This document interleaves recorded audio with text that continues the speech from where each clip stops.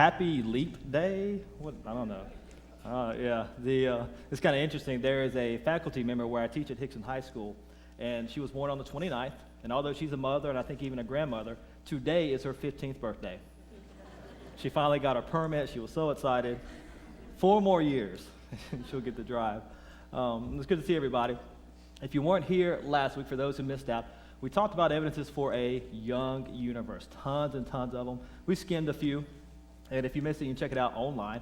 But basically, we saw the majority of evidences point to a very young Earth, a very young universe. And we saw that using science's own assumptions against it, the assumptions of uniformitarianism and naturalism, we saw there were internal inconsistencies, and even using their own assumptions, it points to a very young Earth. So that was last week. If you missed that, you go online and check that out. But we're going to dive on into today's topic because we got a lot to talk about, because we're going to be talking about dinosaurs. Anybody excited about some dinosaurs? Yeah, absolutely. Who loves dinosaurs? I mean, you just like dinosaurs because they're cool. I know as a kid, I love dinosaurs. The T-Rex was always my favorite because I always thought it was the biggest, had the biggest teeth. Still love the T-Rex. As a matter of fact, me and my wife last winter, because there's been no snow this winter, but last winter we made the first official snow Rex, which I was pretty proud of. We put that together. Love dinosaurs, still love dinosaurs. And of course, because dinosaurs capture our imagination, one of the most asked questions I get, I'm sure you've thought about, is how do you fit dinosaurs into the Bible? Who's ever thought about that? How do you fit dinosaurs into the Bible? All right, well, who wants to know how you fit dinosaurs in the Bible? Anybody want to know? All right, I'm going to show you right here. You ready? This is how you fit dinosaurs into the Bible. You don't. Some things are not meant to be squeezed into other things. You don't squeeze a sumo wrestler into a tutu. You do not squeeze dinosaurs into the Bible. And someone might say, well, wait a minute, don't you believe in dinosaurs? Absolutely. There are tons of incredible fossils all around the world that prove the existence of these amazing creatures. But here's the thing. Do you know why Christians don't have answers to things like dinosaurs? It's because we're trying to squeeze dinosaurs into the Bible. We try to squeeze the Grand Canyon into the Bible. We try to squeeze millions of years into the Bible. And here's the point. You don't take anything and try to squeeze it into the Bible.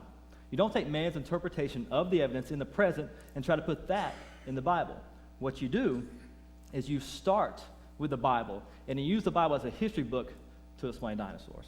And if you look on your blanks, most of the time they're all filled in, but those first top 2 are not. So there are your 2 answers right there. I didn't want to give away the you don't and the sumo wrestler. I wanted that to be a surprise. So you don't, and you use the Bible to explain dinosaurs. And that's what we're doing tonight. We're going to start with the Bible, the revealed Word of God, the history book of the universe. And we're going to use it as a pair of glasses, using that biblical history that encompasses biology, geology, astronomy, etc. Remember, the Bible gives us the big picture of history. It gives us the right understanding of the past that we apply to the evidence in the present. And using that, we can explain dinosaurs. And then on top of that, we can use real observational science to confirm that the biblical glasses are correct, which is what we did with the fossils, what we did with the rock layers. We're doing that again tonight. And as we have said multiple times, and I hope this is really getting ingrained in your way of thinking, this is, again, a worldview issue, because secular scientists and biblical scientists all had the same fossils. They had the same dinosaur fossils, but they interpret those things differently based on their assumptions about the past, which, of course, is based on their worldview. And as we said multiple times, start with the wrong assumptions, you get the wrong conclusions. How fast was that calf going? And we saw that with the issue of millions of years, week number 3, when scientists started believing in millions of years, teaching the idea of millions of years for the age of the earth, they didn't find any new evidence. They just found a new worldview, that anti-biblical worldview. And really, it was from that point that the majority of the scientific community used those same assumptions, those anti-biblical assumptions, uniformitarianism and naturalism. They started using them then, and since that point, they've continued to use those assumptions. And once you start looking at the world a certain way, through those evolutionized glasses or the glasses of millions of years, it can be hard to see it any other way. In a real sense, you can kind of get brainwashed. And it's a lot easier to get brainwashed than you think. And this will also help explain, like last week we talked about how can so many smart people be so wrong? Well, this is going to help explain that. We're going to do a little test. I'm going to try to brainwash you guys. All right? And here's how it's going to work. I'm going to tell you a story.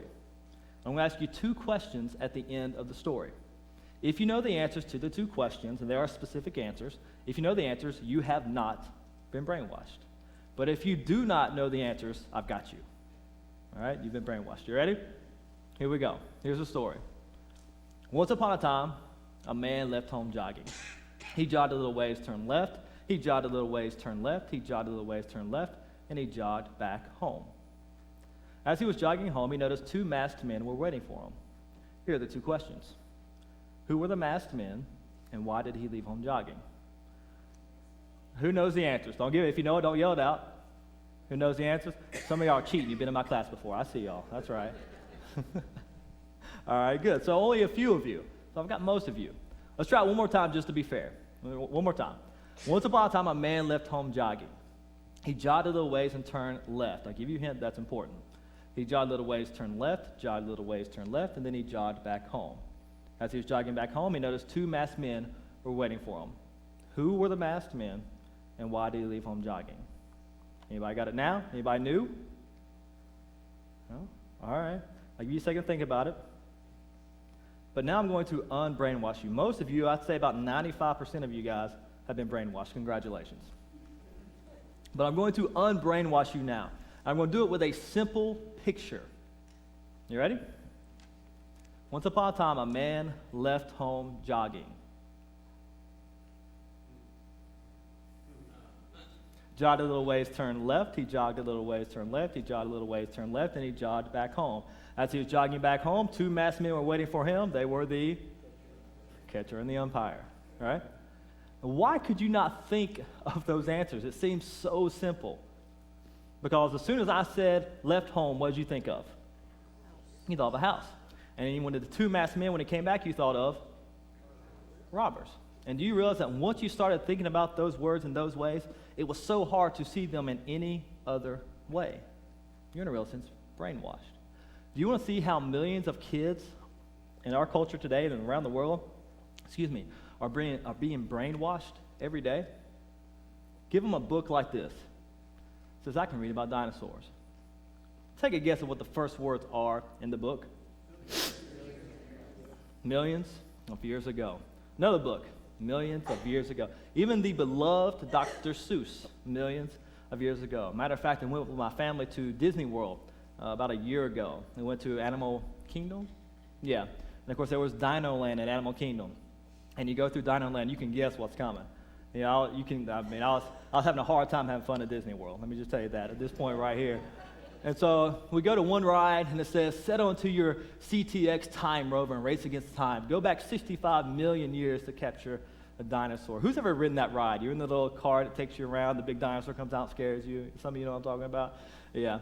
All right, so you have that, and you go through a little museum. And as you go through the museum, there are all kind of plaques talking about how old everything is, and there's a little animation. It's amazing. Of course, and then also you can go to the boneyard, where little kids can become paleontologists, and they can, discover dinosaurs. And around all these places where they did, guess what?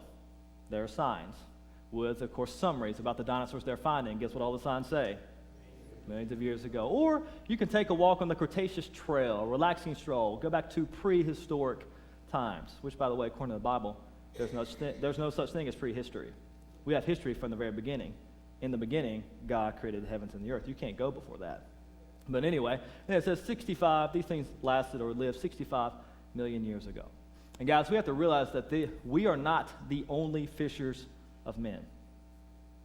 And dinosaurs are a great way to reel kids into this line of thinking. And as your kids read one book after another about these awesome, amazing creatures, and as they pay extra close attention in science class when they talk about dinosaurs, and when they watch the Discovery Channel, National Geographic, Nova, so forth and so on, they are systematically being taught an evolutionary worldview that says the Bible is wrong. If you cannot trust the history of the Bible, how can you trust when it talks about salvation?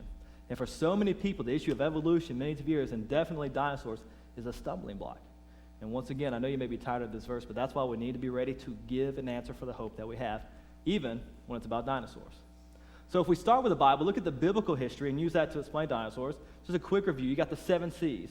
The Bible tells us in the beginning, God created the heavens and the earth, and it was a perfect creation. And then man sinned, bringing death and suffering into this world, the corruption. And then God judges that sin in the catastrophe of Noah's flood. And then the Tower of Babel, the confusion, which we'll talk more about next week, and what were the results of that. And then, of course, Jesus Christ steps into that history, dies on a cross, raises again, and one day there'll be a new heavens and a new earth. So if we take that history, if we look through those biblical glasses, what does the Bible tell us about dinosaurs? Well, if we go back to the beginning, during the 6 days of creation, does the Bible tell us when God made dinosaurs? If you look on day 6, look at this picture, you notice a couple of T-Rexes in the background. Does the Bible actually tell us when God made the T-Rex? Well, let's do something. Let's use just some basic logic called a syllogism. A T-Rex is a land animal. By the way, by definition, dinosaurs are land animals. I know we tend to think of plesiosaurs and chronosaurs and pterodactyls, flying reptiles, and the reptiles in the water. We consider them dinosaurs a lot too, but technically they're not. Dinosaurs are land animals. But the T-Rex is a land animal. The Bible tells us that land animals were created on day 6. Therefore, T-Rex was created on day 6. It's pretty straightforward, right? And again, we need to remember that the Bible is not a science textbook. It doesn't give us all the details. It doesn't list all the names of all the animals that were created on that day. And let's be glad about that. I mean, really, who wants to read about 20,000 different names of animals created on day 6? Have you ever tried to read through Leviticus? I mean, that's bad enough, all right? I mean, that's much less all these different names. No, let's be glad. But it does give us the big picture of history so we know what happened so we can interpret stuff correctly today. Plus, I've got absolute proof that dinosaurs did live with Adam. Here's a picture that Eve took, right there. But you realize this is a post-fall photo. He's got clothes on. But I can't show a pre-fall photo to a post-fall audience. You guys understand that, right? Just making a point that some things have changed since then in the world. But immediately some people argue, wait a minute, that can't be right. We know dinosaurs lived millions of years ago. We find those fossils that are millions of years old. And of course, we need to remember that fossils do not speak for themselves. They don't come with labels or dates. You have to interpret them. And the next time someone brings up this idea of millions of years, we need to take the lesson from Job. In the book of Job, God is talking to Job. Job has been pretty amazing up to this point, but he's complaining a little bit. And God's kind of putting him back in his place. And God asked Job, where were you when I laid the foundations of the world? In other words, I'm the creator. Where were you when I did that? And then we can take that idea and apply it to people today. When someone brings up the idea of millions of years, you can politely ask them, students politely ask, excuse me, were you there? Simple question. Were you there? No. And if they respond, no, I wasn't, but you weren't either, you know what you say then? You're right, I wasn't there, but I know somebody who was, and I have his word. Would you like to read it? Because it gets back to, where do you put your faith and trust? Do you put your trust in the words of men who weren't there, who don't know everything, who are fallible? Or do you put your trust in the Word of God, whose word changeth not? Where do you put your faith and your trust? And people say, well, okay, if that's true, then why don't we see the word dinosaur in the Bible? And it's true, the word dinosaur is not in the Bible. Neither is the word email. Anybody who has email knows it came after the curse. All right? Who gets behind on their email really, really bad? You get like 30 of them? Yeah, that's me. No, of course it's not in there. Actually, the reason the word dinosaur is not in the Bible is pretty simple. The word itself was not invented until 1841. It wasn't really used until the 1900s. It was invented by a guy by the name of Sir Richard Owen. It comes from 2 Latin words, which mean terrible lizard. He found some bones, figured out they were big reptiles, called them dinosaur in 1841. So you got your King James Bible translated in 1611. The word dinosaur doesn't come around until 1841, plus it's not even used until the early 1900s. So most of your major early English translations were done before the word dinosaur was ever around. But there is a different word in many of those old English Bibles that seems to be talking about dinosaurs. Anybody know what it is? Dragon. Absolutely. You find the word dragon all throughout the Bible. The Hebrew word for dragon is tanim. And we see it at least 27 different times in the Old Testament. You can go to the word Draco in the Greek, and you see it again in the New Testament. The word dragon is referenced 34 times throughout the Bible. And you see it in multiple different places. And Dr. Henry Morris tells us in the Old Testament, if you'll simply take tanim and translate it into dinosaur in each of the cases, it fits the text where you put it, which is really, really cool. A couple examples, we don't have a lot of time, but Psalm 74:13, thou breakest the heads of the dragons in the waters. Dragons in the waters, reptiles in the water. Could refer to something like the chronosaurus, or maybe like the plesiosaur. And so you have a whole bunch of things like that that you can check out more if you want. But does the Bible talk specifically about any dinosaurs? Well, it looks like it does. You go to Job, chapter 40, verse 15. And this, again, is God talking to Job. And God is kind of putting Job in his place. And he's showing Job how awesome he is with his creation. And he says, Job, look at the behemoth. And the behemoth is literally translated a monstrous beast. That's what behemoth means. Look at behemoth, which I made along with you. Who feeds on grass like an ox. And if you have a study Bible, anybody got one of those, they're usually very handy. Your study Bible probably says that behemoth was probably a hippo or an elephant. You see that a lot. But let's see if that description actually fits what the Bible tells us. You continue, verse 16. What strength he has in his loins, what power in the muscles of his belly. In other words, he has a big belly. And it's true. Elephants have a big belly, right? So do hippos. They got big bellies too. So does that guy, maybe a bronchiosaurus and a apatosaurus of some sort. Heck, he's got a big belly. We've already seen his, so we know he's got a big belly, but that's not the point. All right, let's continue. Let's just look at that for a second. I'm sorry. You go to verse 17. This is where it changes direction for us. It says, his tail sways like a cedar. In other words, his tail sways like a cedar tree, huge, lumbering back and forth. Have you ever looked at the tail of an elephant or a hippo? What pathetic examples of a tree. If God was talking about that, I think he would have told Job, behold, he moveth his tail like a twig. All right? Because that's what those little things are. That's definitely not a cedar tree. So take a cedar tree tail, put it on an elephant, not really fit. Hippo? No. But maybe some type of long-necked dinosaur, bronchiosaurus, apatosaurus, something like that, sauropod of some sort. Absolutely. Absolutely. And the thing we need to remember about your footnotes are great. I love them. They help you out a lot. But do remember that the footnotes in your Bible are not inspired. The text is inspired. And that's an important difference to keep in mind between the two. And then verse 18 goes on to tell us that his bones are like tubes of bronze, that his limbs are like rods of iron. This is the toe bone of a bronchiosaurus. There's the footprint. Don't get in the way. The lower half of the leg. There's the whole leg. The Bible says that the behemoth ranks first among God's creations, and only God can approach him, which reminds me of this clip from Jurassic Park, which is a bronchiosaurus that you're looking at. And I think that fits the description of behemoth. Notice the tail swaying like a tree, ranking first among God's works, the biggest creature on land. How awesome would it be when God said, Job, behold, behemoth. I made that, and he's nothing to me. I am God. That would put a sense of awe in Job as God was pointing that out to him.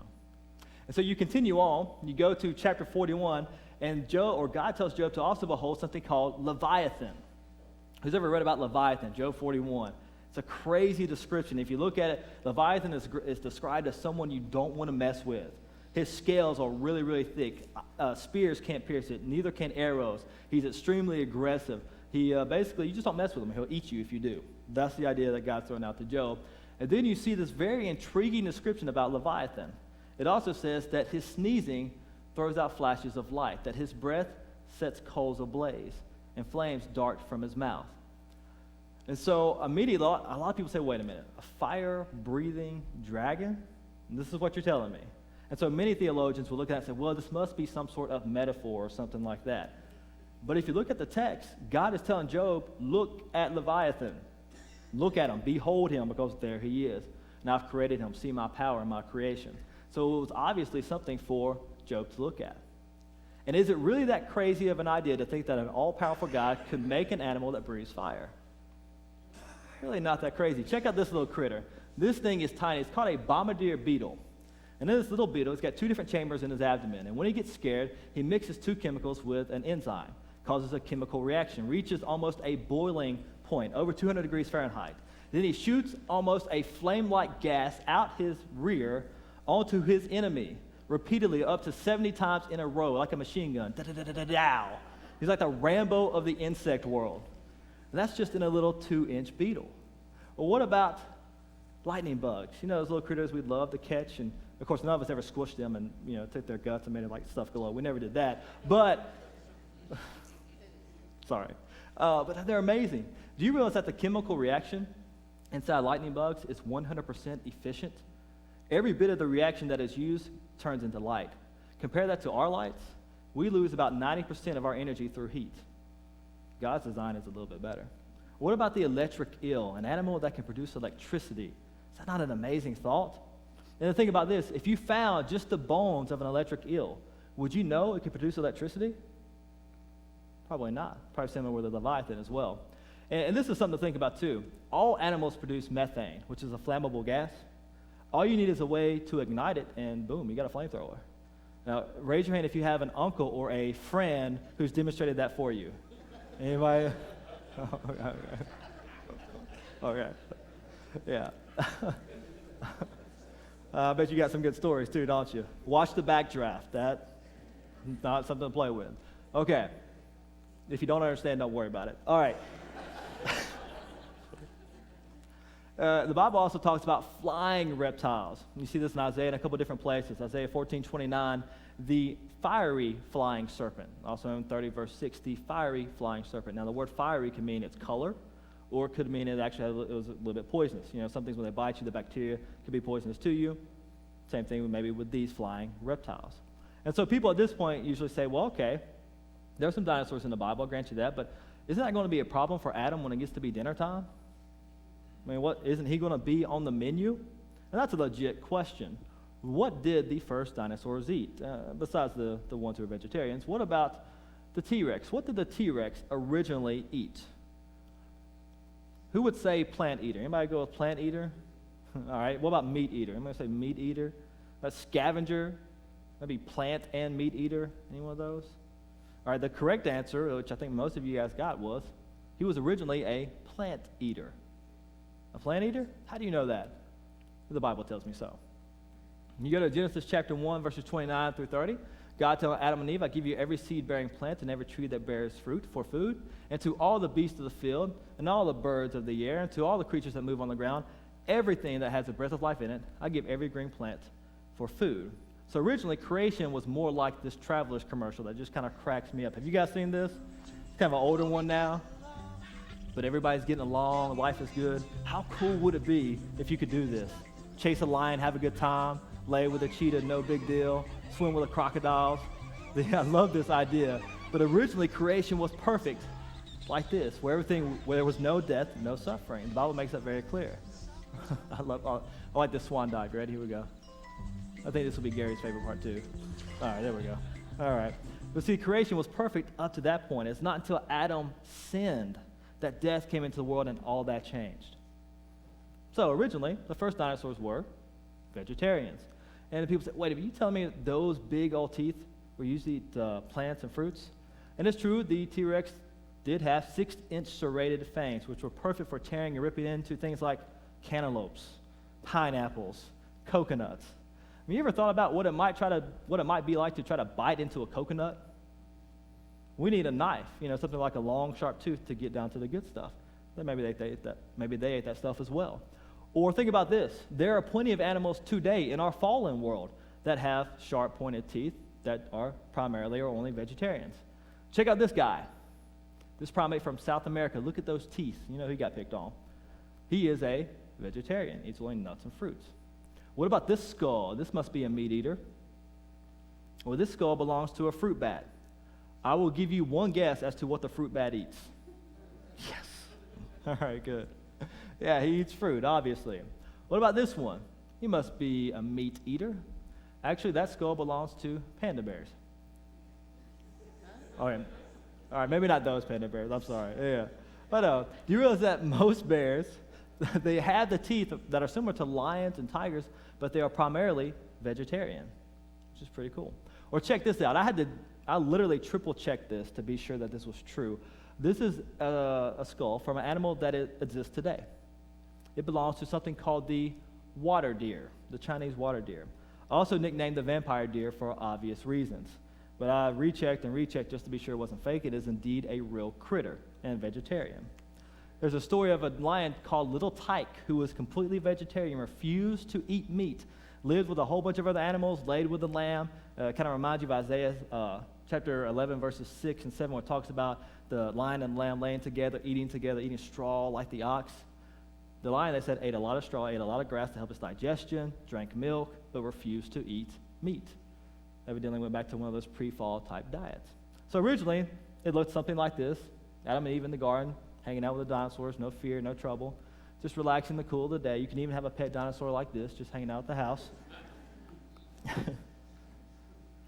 But the question is, if that's the way it was, then the next very logical question would be this. What happened? Because our world today is definitely not like that, all right? And the Bible tells us that too. And I think I mentioned this before, but I'll reiterate it. This was Darwin's main problem. This was when he looked at the world and he saw death and suffering, and he knew his own suffering, and he saw the death of his beloved daughter. That drove him. He said, there's no way a good God made all this death and suffering. But the Bible tells us why there's death and suffering. It says because of man's sin. That's why there's death and there's suffering. When Adam sinned, when he ate the fruit, rebelled against God, sin entered this world, and death with sin. And because of that, not only those things, but the curse entered this world. And if you think about it, everything from that moment on was cursed. The ground was cursed. Animals were cursed. Man was cursed. The whole earth, the whole universe was cursed from that point on. That's why Romans 8 tells us that the whole of creation groans and travaileth in pain. It wants to be fixed back to the way it was before Adam sinned. And just by the way, if you believe in millions of years, what did that event do in Genesis chapter 3? It didn't do anything. It did nothing. Because if you believe in millions of years, death already existed. You see how important it is? We start with the Bible and build our thinking from there. And so it's at that point, after the fall, that their diet changed a little bit. And of course, after the flood is when God tells Noah, you can now eat meat.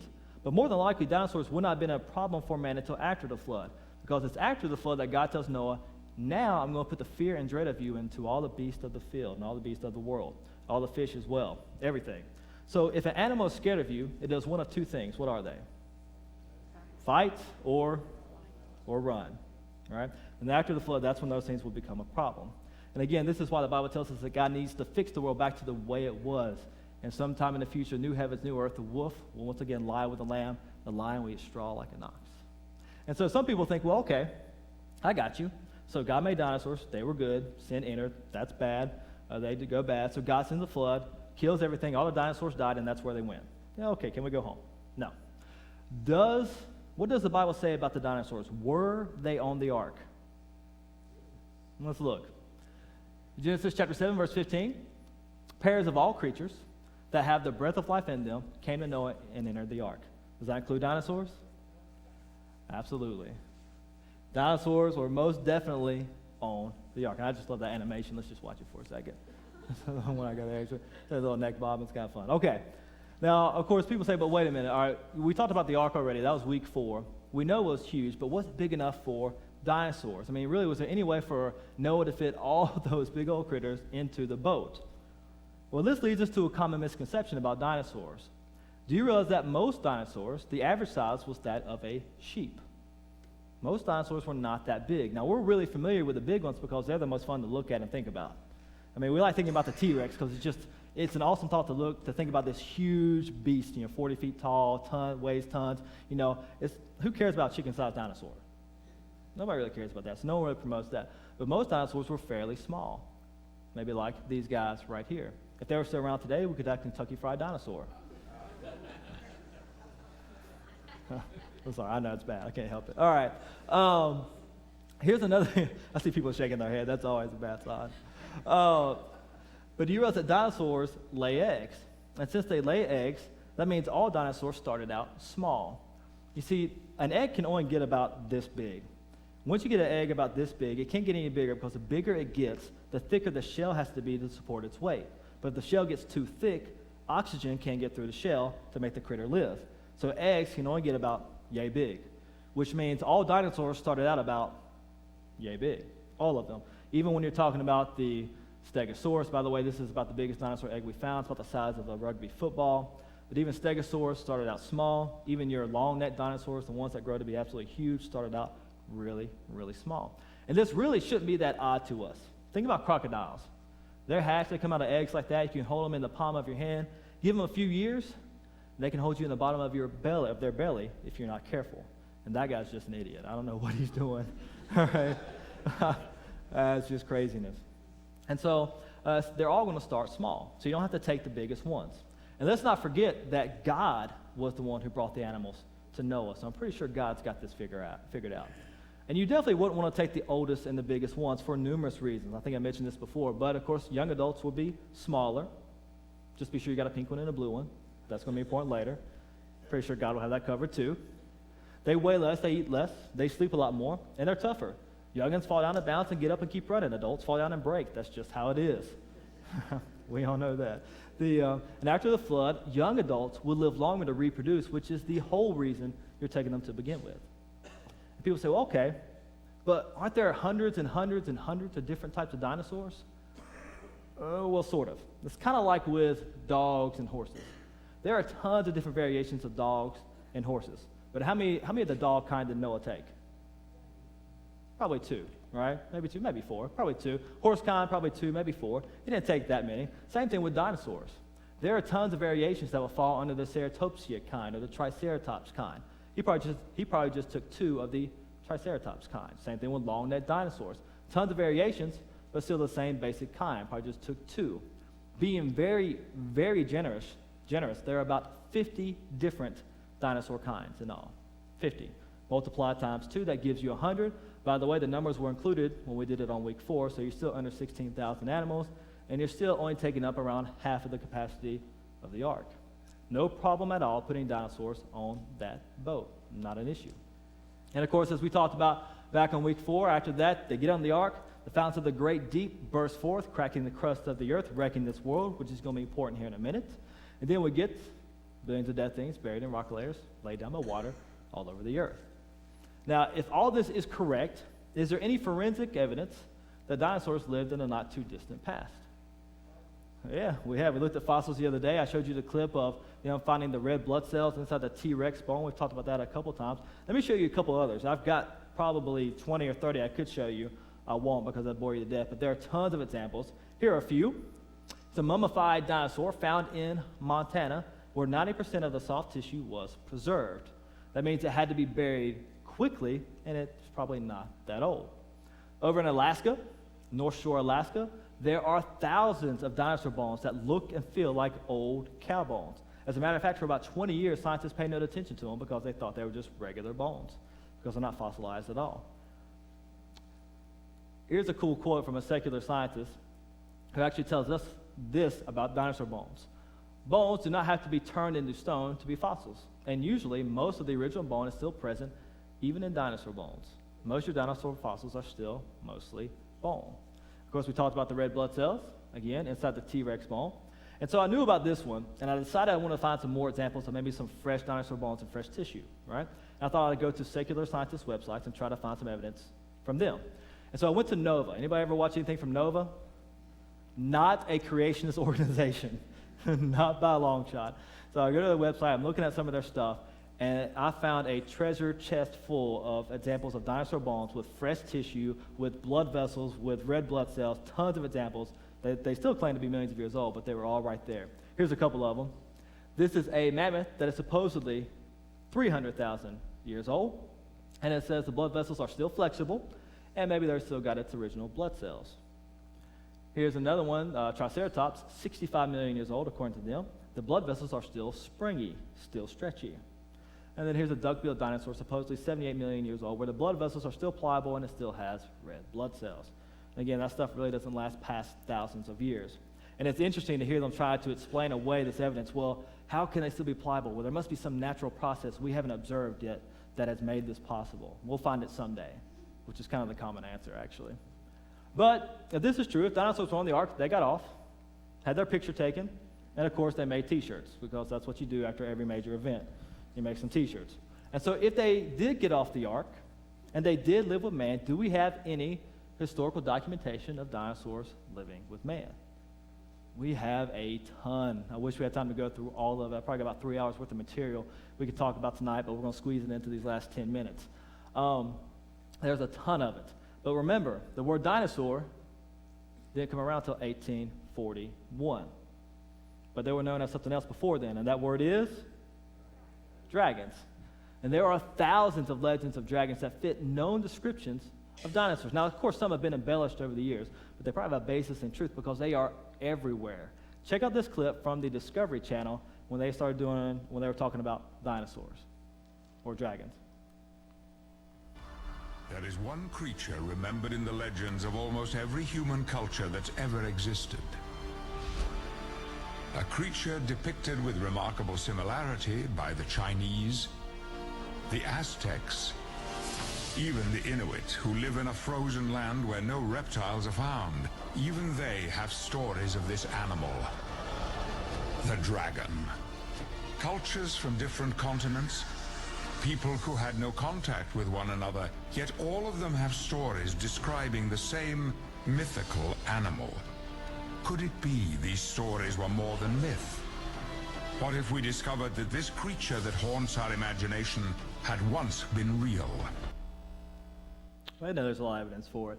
We'll continue. If you look at this quote from World Book Encyclopedia, it says the dragons of legends are strangely like actual creatures that have lived in the past.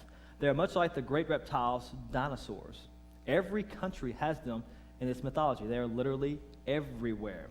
And so you go to things like this, the story of St. George who slew the dragon. The description of the dragon fits a known description of a dinosaur called a baryonyx. Sure enough, in the area where he supposedly fought this dragon, they find the fossils of baryonyx.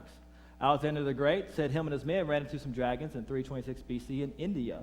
The dragon scared his men to death and they ran away. I guess I would too. An Irish writer said he ran in 900 AD. He ran into an animal with nails on its tail, plates on its back, bigger than an ox. Sounds like a stegosaurus of some sort. Here's a city in France renamed in honor of the dragon that was slain there. It's described as being bigger than an ox with long, sharp, pointed horns on its head. Sounds a lot like a triceratops. Marco Polo went to China for 17 years in 1271. He reported that the emperor used dragons to pull his chariot. 1611, the Chinese emperor appointed the post of royal dragon feeder, which doesn't make a lot of sense unless there were dragons. This one's kind of cool. This is in the 1500s. A guy in Italy ran into a small hissing dragon. So he took a stick and whacked it upside the head and killed it. All right? So he took it to a famous naturalist named Ulysses Aldrovandus. And this guy looked at it, he said, it is definitely a reptile and definitely unlike anything I've ever seen. It has a long, slender neck with a thick body, which fits the description of a Tanistropheus. We know to be a dinosaur today. A well-known old secular science book called the Historia Animalia claims that dragons were still not extinct in the 1500s, but were said to be extremely rare and relatively small by then. Check this out. All my Harry Potter fans will love this. This is an actual fossil found not too long ago. This is a dinosaur. You notice the horns on the head. This is what they've pictured. It probably looks like with skin on it, but this is an actual fossil. They named it Dracoryx hogwartsia. Dragon Hogwarts. And named it after Harry Potter because it looks like a dragon. So maybe pictures like this aren't necessarily too far off for some of the old dinosaurs. What about the idea of flying dragons? I mean, where does that come from? Well, we find these amazing creatures called pterodons. Of course, Isaiah has already mentioned the flying serpent. Historians like Aristotle and Herodotus talk about seeing these flying reptiles. And some of these pterodons got absolutely gigantic. We're talking a 50-foot wingspan. So not only could they swoop down and carry you away, they could actually swoop down and probably carry your car away. These guys were gigantic. And of course, you can imagine how this legend can be passed down and maybe it's skewed a little bit over time, or combining different attributes of different dinosaurs to give this one picture. But you can definitely see how that came about.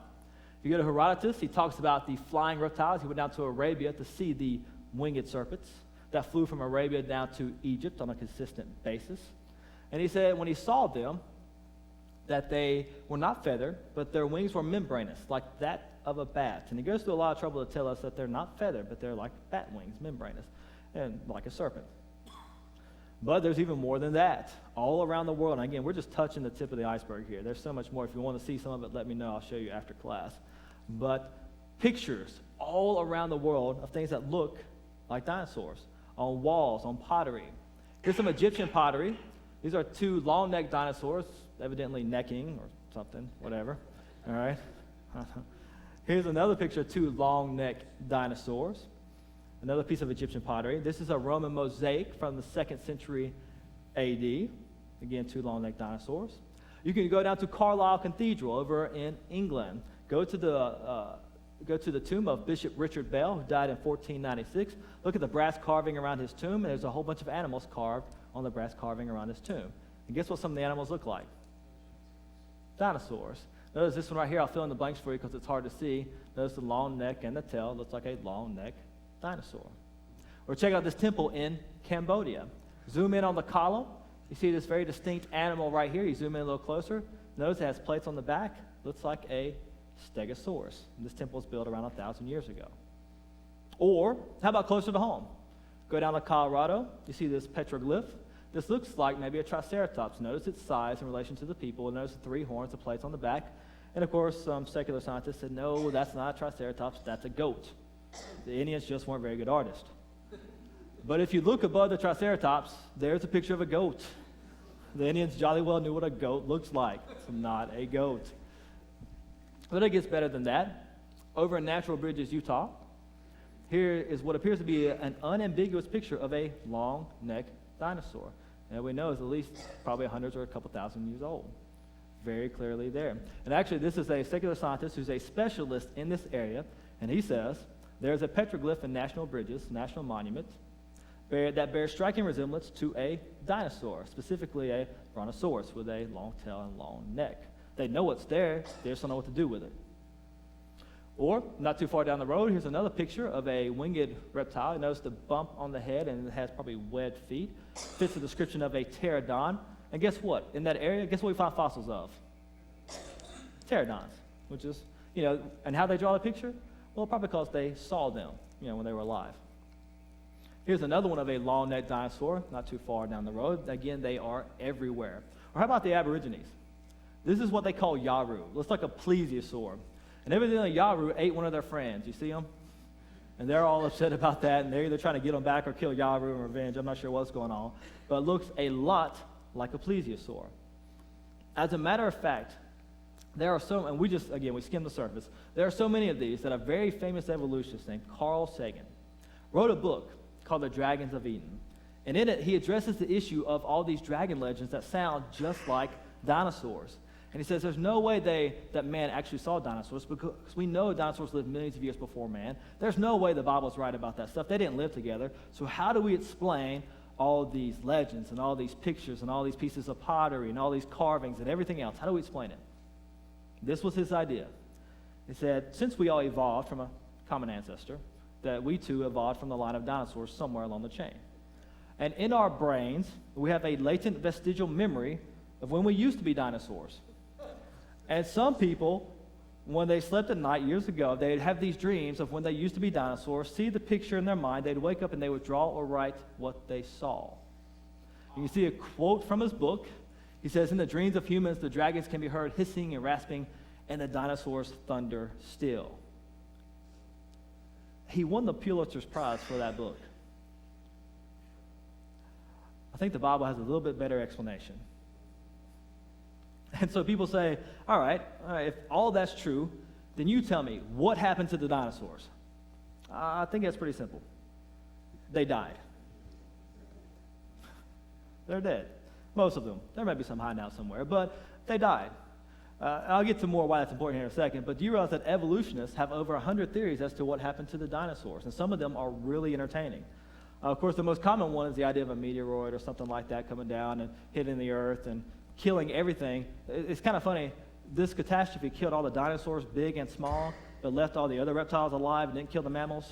It's kind of natural selection, literally. Some think they died of indigestion.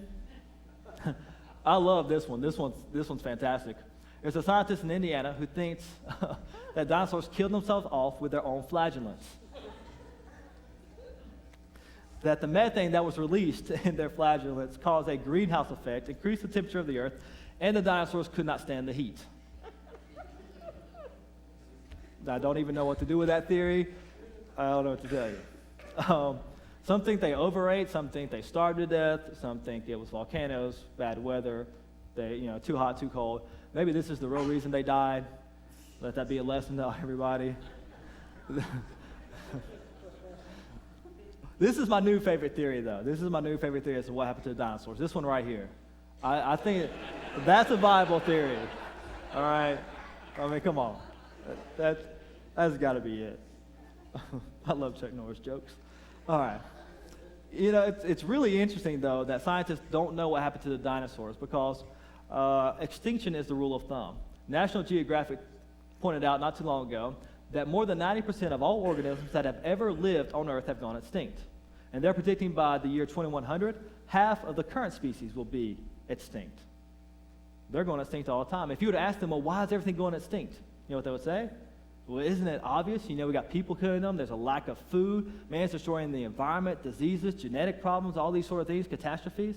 And if you say, okay, well, what happened to the dinosaurs? Well, we don't know. That's a mystery.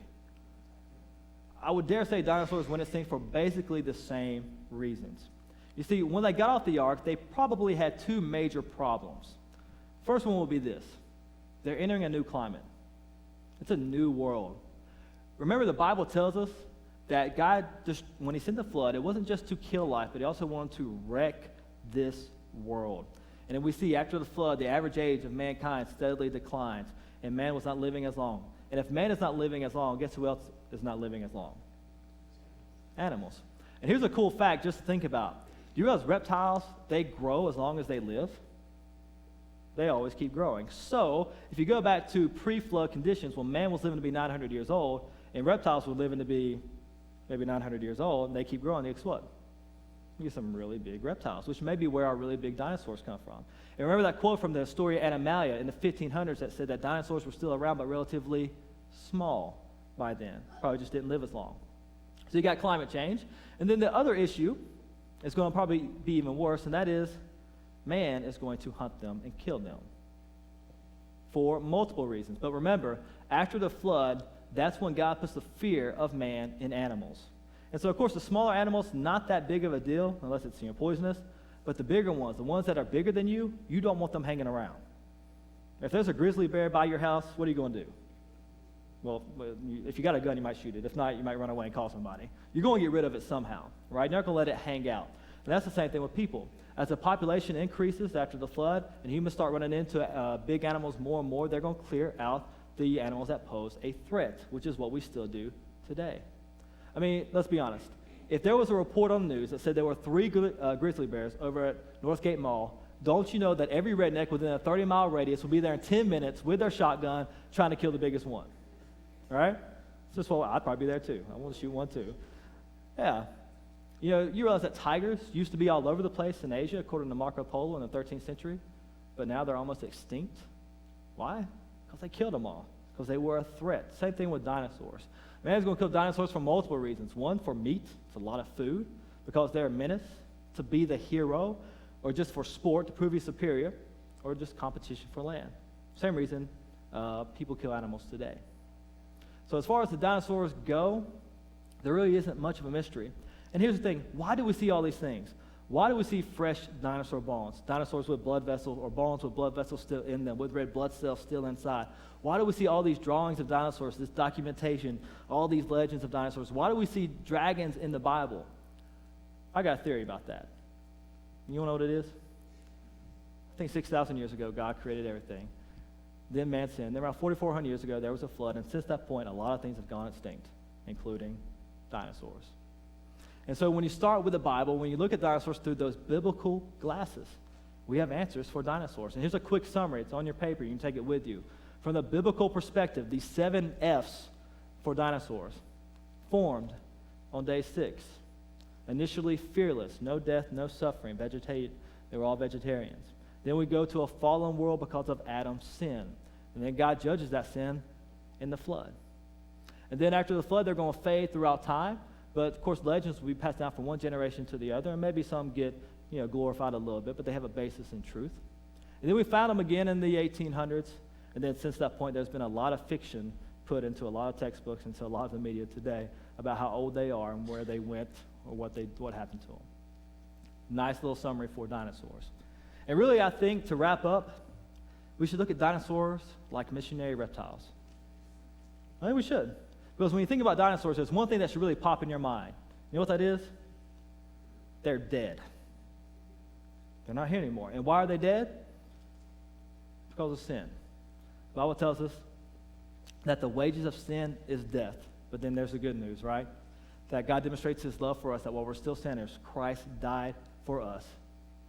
And that if you confess with your mouth, believe in your heart, that God raised them from the dead, you will be saved. We can take dinosaurs and use them for the glory of God, which I think is what we should do.